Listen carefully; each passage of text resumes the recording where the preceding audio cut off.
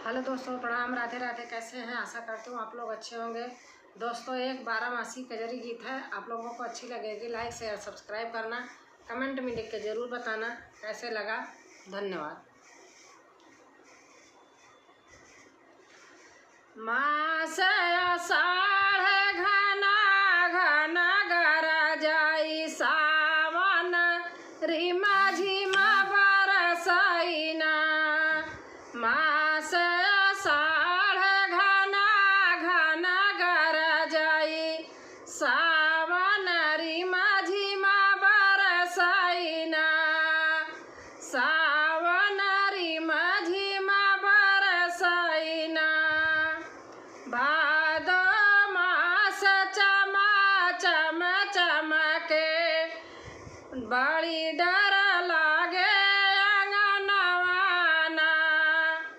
भादो मास चमा चम चमके बड़ी डर लागे अंगनवाना।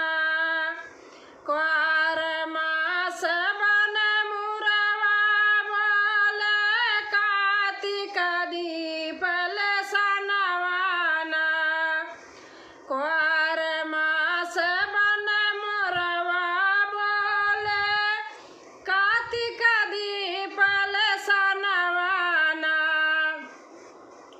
ए गहन मास हमें नहीं भावे, सब सखी चली गवनवाना।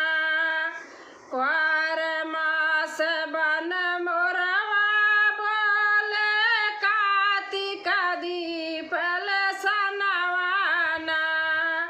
ए गहन मास हमें नहीं भावे, सब सखी चली गवनवाना।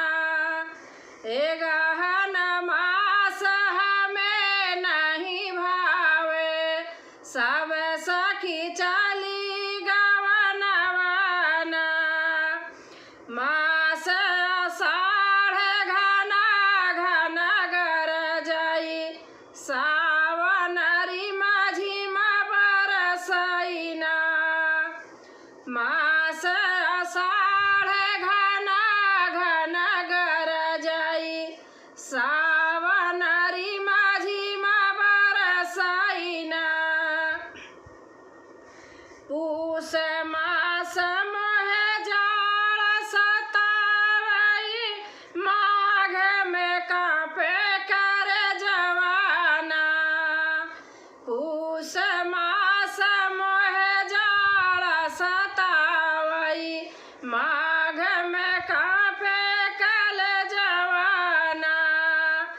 फागुन मास देवर घर नाही, केही पर छोड़ऊ रंगनवाना। फागुन मास देवर घर नाही, केही पर छोड़ऊ रंगनवाना। मास आषाढ़ घना घना गरजाई सावन रिमा झिमा बरसैना। मास आषाढ़ घना घना गरजाई सावन रिमा झिमा बरसैना। चैत मास बन के सर फूले, लिखी बाई सखवाया वनवाना। चैत मास बन के सर फूले, लिखी बाई सखे वनवाना।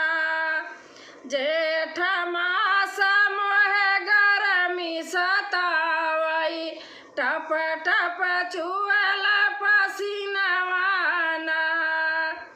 जेठ मास मोहे गरमी सतावई, टप टप चुए पसीनवाना।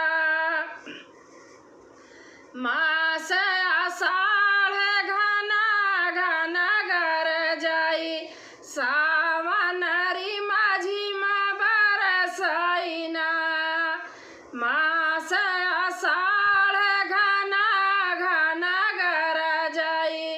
सावनरी माझी मा बरसैना भादौ मास चमा चमा चमकई ठाड़ी डर लगई आंगनवाना भादौ मास चमा चमा चमकई ठाड़ी डर